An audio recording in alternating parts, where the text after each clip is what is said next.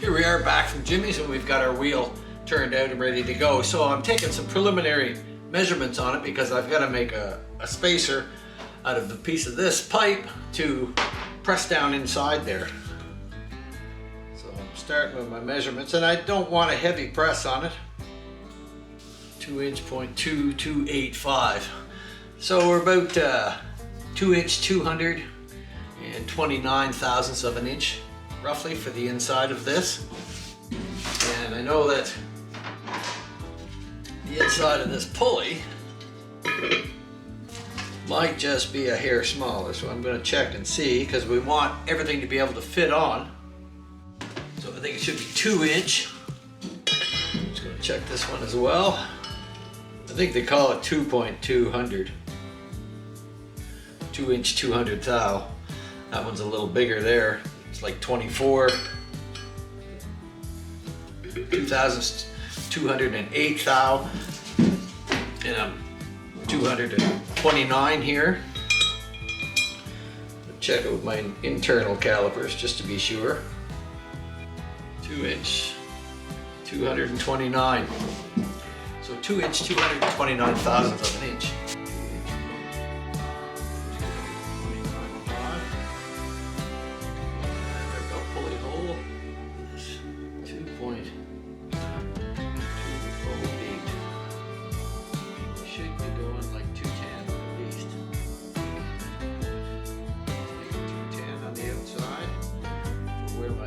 Thing's going to fit on.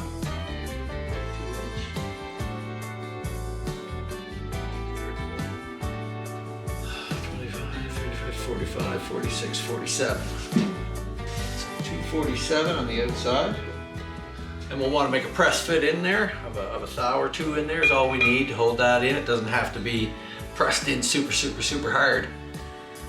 Just a light press in there. So we're for 247. Let's call it close to 0.49, 2 thou. Really don't need a 2 thou press in there, but between the other one coming in, pressing in a little bit, and the other one coming out, we'll give ourselves about 2 thousandths of an inch there, I hope. That should hold it. Alrighty, we gotta make that fit. So we'll head over to the lathe, we'll take our little piece of pipe and start whittling.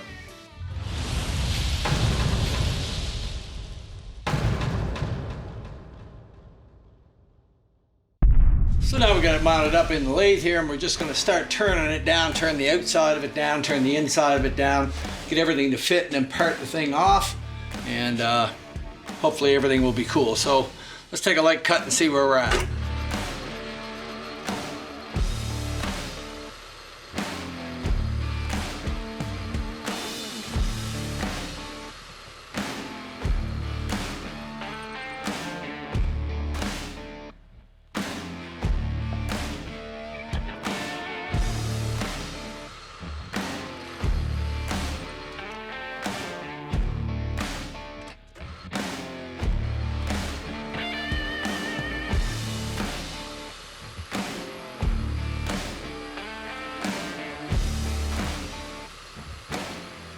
Need to go 230.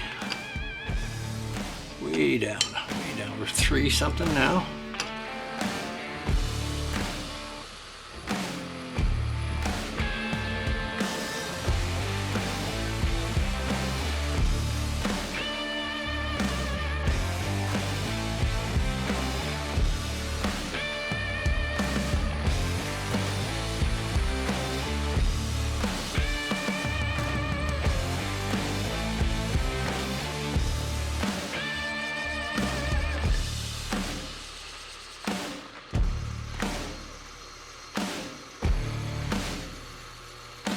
Here we go.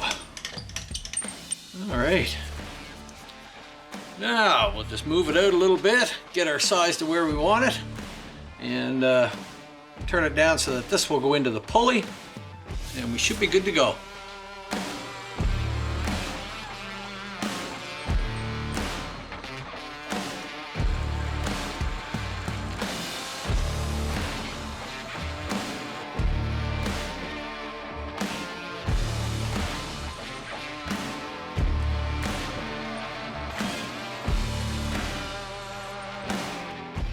All right, I think we're damn close there.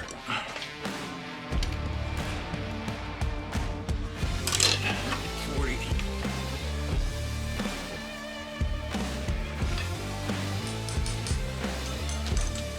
Now we'll just check the inside diameter there.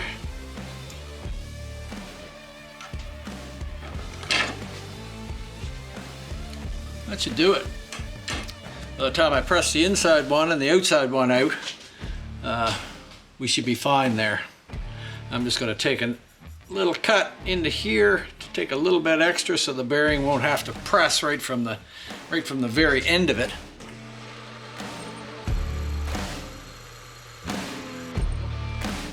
That should allow me to just slip down in there to the shoulder.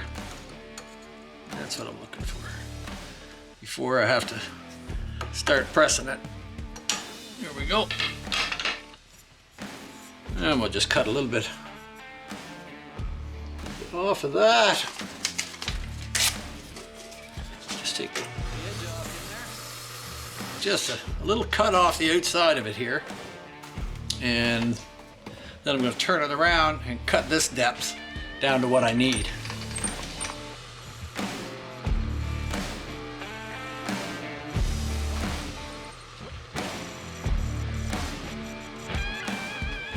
Right, one more check on that before I take it out. 1/1000 of an inch under, so I think that's going to be just right. So we're going to take it out, turn it around, and make this depth the amount that I want it to press into the wheel. Yeah. So now we'll just turn the end down. I'm looking at about 750, so that's going to put me just a little past that line there, so I got a little bit to whittle off it.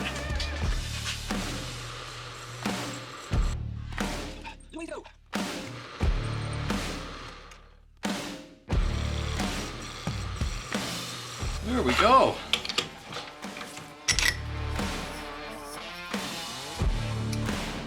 Just super light press in that one. Yeah, looks good. It won't go in that side. And we'll just wiggle down in there, which is what I want, because I don't want to have to press it right from the start. That'll get me in there a little ways before it starts putting pressure on it. There's a little tiny mark in there. I know it's very hard to see the difference, but the bearing going to go in, you know, about that far and then press into that. So that's what I'm looking for. All right. So that little sleeve thing should work. We're going to put that in with 609, I believe, green Loctite bearing and sleeve retainer. When we tap this right into the bottom and let it set up, and probably let it sit overnight, and then we'll come out in the morning when it's settled in there good. Hopefully we got enough for the press in there, and it'll go in snug. We won't have to worry about it. All right. So we've got our piece out now, and we've made a little shoulder on it there, so it'll just go in kind of that far, and you can see how far it sticks out on the other side, just under the shoulder, but gives nice support to that belt pulley. And I've made it to fit the pulley. My sprocket is a little bit slacker, as is the case with most of the aftermarket things, but it's still going to give me a shoulder in there with very minor movement. I can hardly move it once it's in place. So it'll be sticking out a little bit there, and I hope it doesn't interfere with my washers. I might have to trim my washers and such, but I hesitate to cut it down too small. If you use a pulley, you're going to want full support on it. So who knows what it'll be used for in the future. I might have to dick with the washers on that one because this sticks out a little ways. But I'm going to leave it like that because the wheel could be used for any purpose down the road. Could stay on that. Again, it could get swapped off and somebody wants to put it onto a Softail or something with a belt drive on it. So we're making it so that it'll fit anything. That's the plan. So now we just have to turn this bottom part down, the depth that we want it to go in the wheel, and then we'll be pretty well done. All right, stick with us.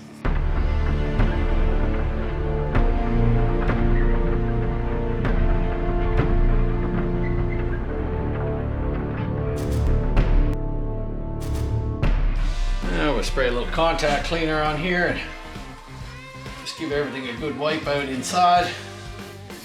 Okay. And we're gonna put the green to her.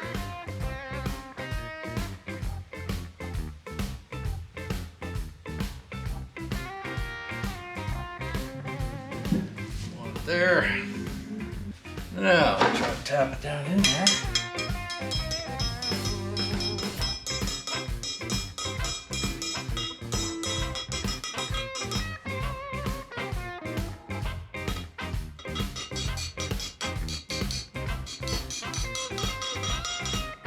Go. And we're right down to the bottom of the shoulder where we want to be in there. Looks good. Looks good. Now when our sprocket goes on, it'll fit right on just over that. As I say, there's a little bit of wiggly room with the sprocket. I left a bit there because if you're going to use a belt pulley, the belt pulley fits just about perfect there. You never know what somebody wants to do in the future to use that. So now we've got a support all the way right up to here. And as you can see with the belt pulley on it, we're just below the surface here. So you have that whole area supporting the pulley. And once it's bolted down tight, it'll never move in there. Like I say, we got a little bit of wiggly room with the sprocket and it sticks up a little bit. But that's all right. Once that's all bolted into place, the idea is that that can't go anywhere, right? And sprockets are always, the aftermarket sprockets are never made the right size, so I figured it was more important to make it to the pulley size so that the pulley fits fine and the sprocket will fit just right once it's bolted down. Again, it's to keep the thing from moving. You know, if the pulleys, if these get loose, they will start to try and move. The idea is to, hopefully we fix this lip. It's been a light press in there. We're gonna let it sit overnight with the bearing seal and stuff. And then I'm gonna press the other bearing in, which should just slide in the top there starting. And we'll put the other bearing in first and then we'll press this one in as far as it goes. So I'm pretty pleased with the way that's worked out and managed to save this wheel, you know. A little bit of extra work to put that in there, but it was so messed up that you had to do something with it. So now it's better than it was anyway, and we'll be using that on Margaret, so I'm happy with that. It always takes a little time to try and fix something, but in the end, it's well worth it, and you got that sense of satisfaction, and in this case, a safety factor as well. And we've revived this old wheel for many more years, and as I say, you never know what happens. It could be swapped around and change hands and go and somebody put a pulley on it. Had I made it super tight for that sprocket, which is, you know, aftermarket, they always make it wiggly, pulley wouldn't go on and then somebody wouldn't be a happy camper. But as you can see, pulley will fit just nicely on there. And that's what we want. I can't hardly move it there, just enough to say it moves, but I mean, that's how they fit. I've never seen any of them fit tight. All right, we'll let that sit. We'll put our bearings in tomorrow and it'll be all good. So I'm trying to get this out and I'm getting ready to press the other bearing in. See if you can see. Here's what I'm talking about here, look. This is where I pick it away at it. See the chrome inside here? It's all inside the wheel here.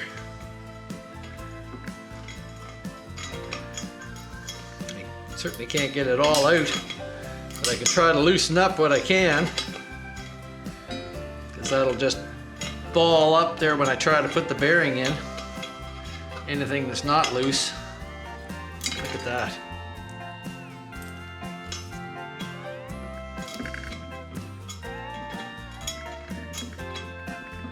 I'm gonna go along and try to work out what I can of it. But as you can see, it's full of it in there. That's why they're so hard to get out, because they're pressed down in there on that chrome.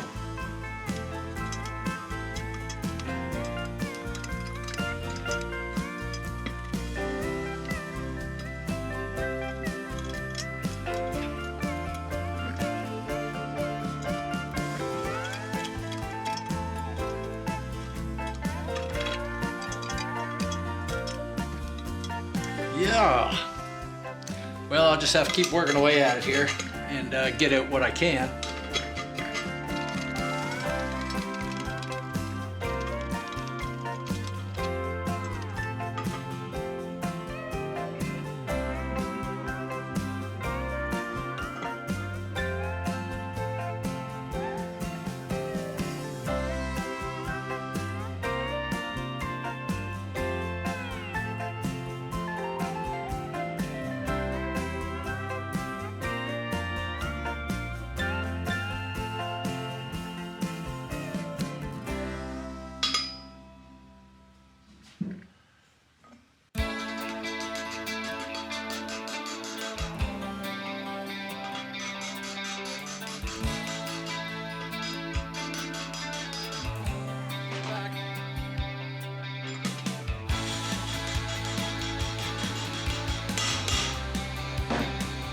That should be all right.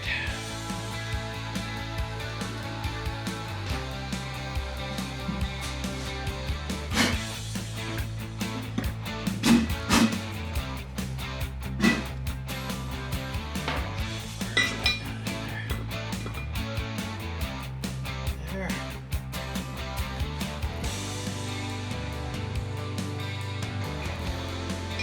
Go up a little bit.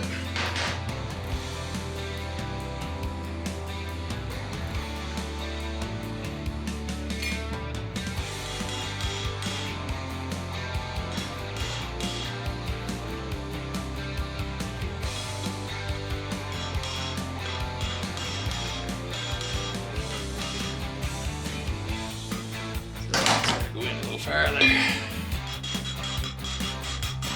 There we go. Bottomed out. That's where we want it. Go.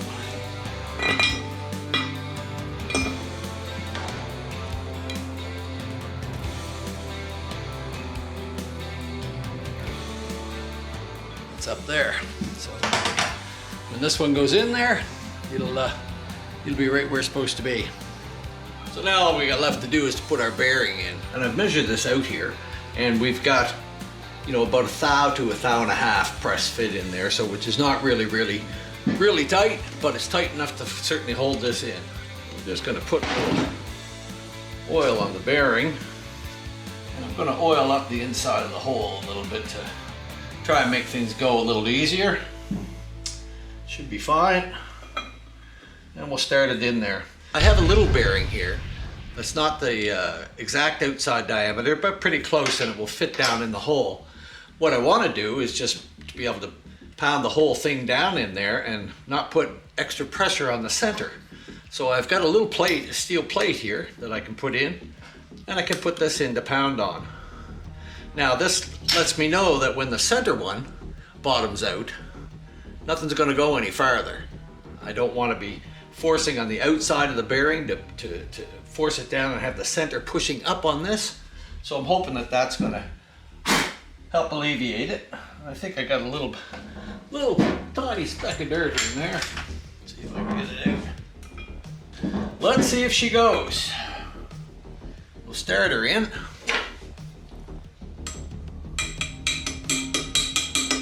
As I said before, the top part of it I turned out a little bit bigger so that I'd have the ability to get the bearing down in started straight. And it's working perfect.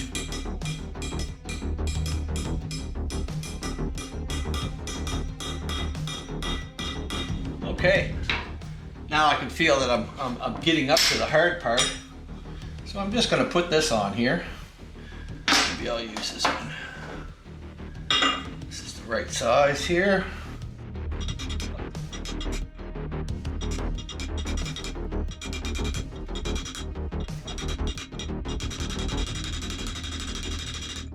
Now I can see that I'm getting close to the spacer down there. So I have this little piece to put on top so that it'll be even pressure all around, and when the center hits the spacer, I'll have the ability to know to stop. There, I can hear it ringing. Get that piece out.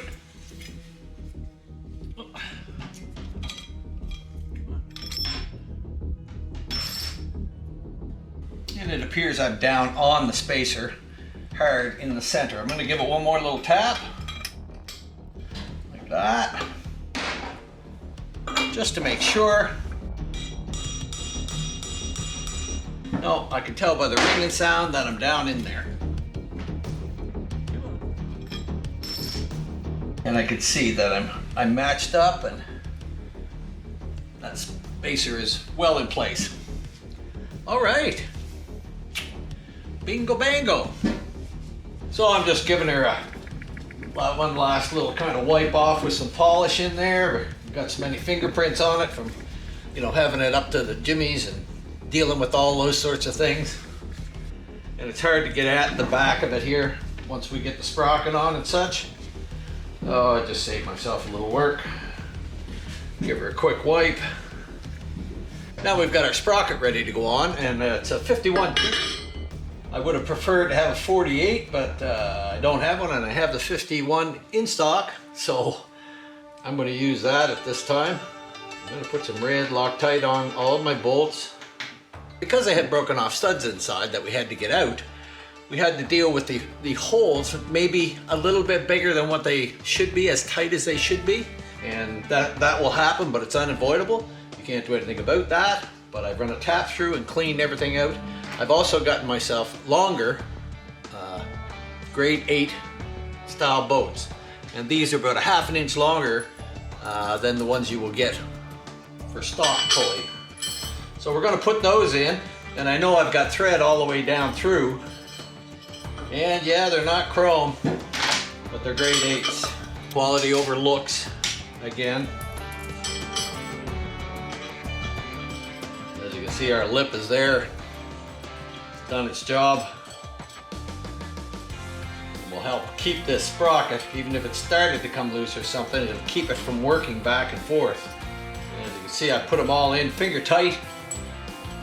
So I know there's no burrs or binding up, as there shouldn't be anything in there. Okay, we'll go around and snug them up.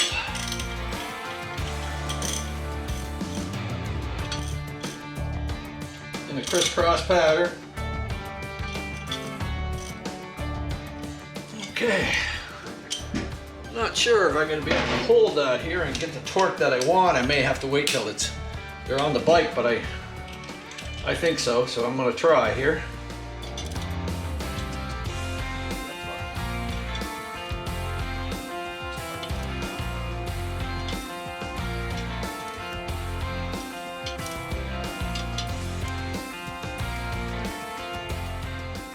Sometimes it's hard with a small torque wrench. Just doesn't give you the leverage to pull on. I'm trying to pull on a short area there. So I'm going to get my other one out. And we'll set this one up. Oh, sir. Whew. Pretty hard with not having the wheel on it. Just can't get enough leverage to hold it. No, sir.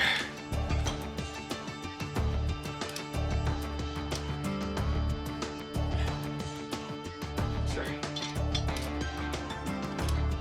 Okay. I will check them again once they're on the bike and to get them all on there. I think I'll be able to torque them on the swing arm and such when the wheel's on. But pretty hard to hold that in place with no tire on it. All right, we'll have a look at the other side.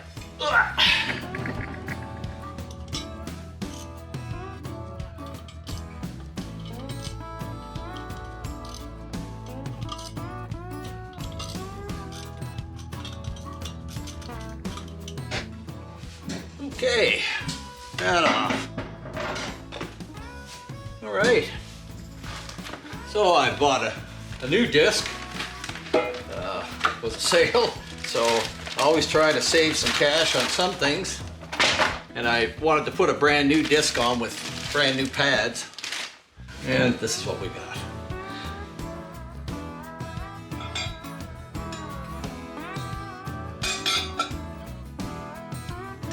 I'm going to use some blue on this, it should be fine with the disc.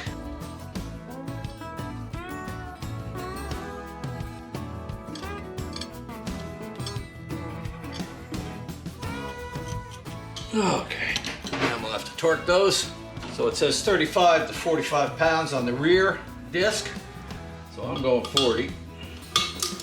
Should be able to torque that. Bring them down evenly first.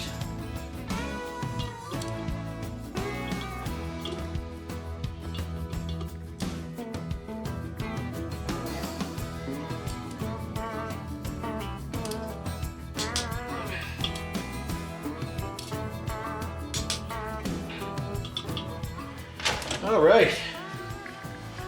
So I think what I'm going to do, because I couldn't get them torqued in as I wanted without the wheel and the tire on, I'm going to go back and take out my studs here. I think I'm going to go back and take these out, clean the Loctite off of them, and I'll just put them in there and not Loctite them until I'm ready to get them off, ready to get them back on with the tire on.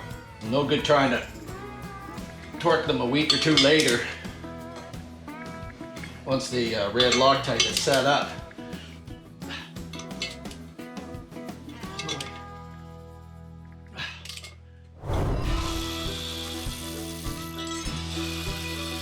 Clean all those bolts up. Once again, a quick wire brushing and they'll be back. So I've wire wheeled them all off now to get the stuff out of there. And I'm just going to put them in lightly, and I will remember to retorque each and every one as we put them on.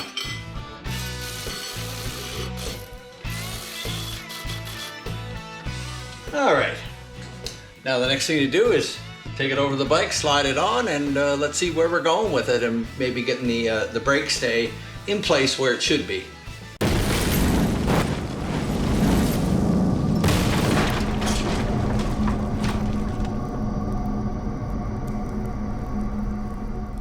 All right, let's have a look. I know that this spacer that I have here is the right size for this side, for our wheel. So we're just going to try to get it up into place.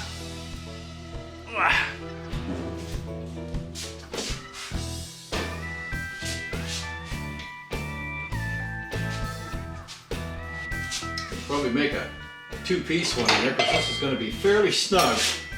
To try and get it up in there. I'm almost going to have to put that up in there first. I got to get a box or something to make things a little bit easier for myself instead of having to muscle that wheel around. There, that's going to make my life a little bit easier. And we'll get our spacer in here. Just about the right height there, ironically enough. I know from past experience that I need about 1/4 inch spacer. This is a little more. So I'm just going to slip it on. We're going to get our bracket.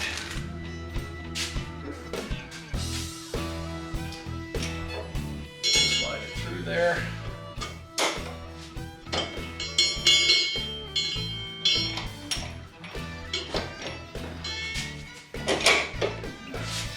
I got a little powder in the bracket. Clean a little bit of excess powder in this bracket because the bracket was machined to fit, and that ain't gonna happen. So that ain't gonna fit. So I'll go along and fix that, and then we'll move along with it. There's always something. There's always some little thing. So we're just gonna use like a standard 3/4 inch spacer on the inside here to set our bracket out as a starting point. It should be pretty close there. We've got our brake mounted now on the bracket. We're just going to, with our pads spread apart, just going to carefully try to fit that on there. And we'll tap our axle through and have a look at where we are.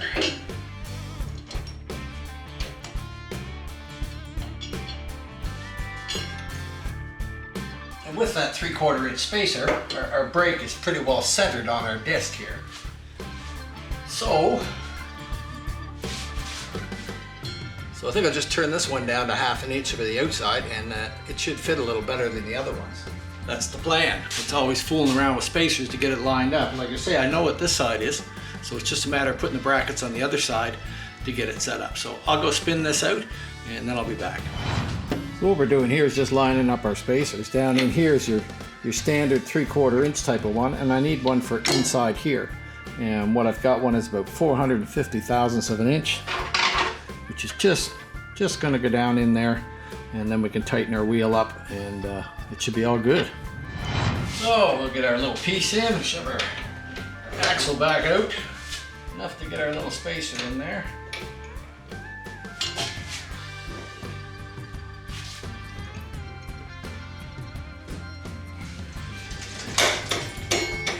Hi. Hi. How you doing? How's your walk? Hi, Norman. Hi, buddy. We got our 6K in. So we get our axle in there.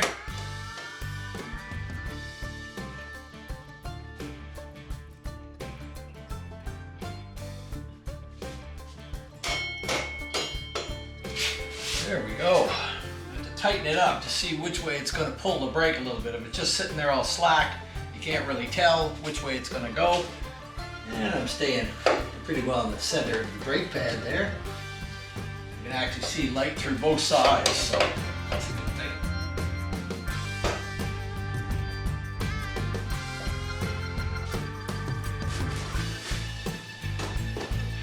It was up there a little bit. Now,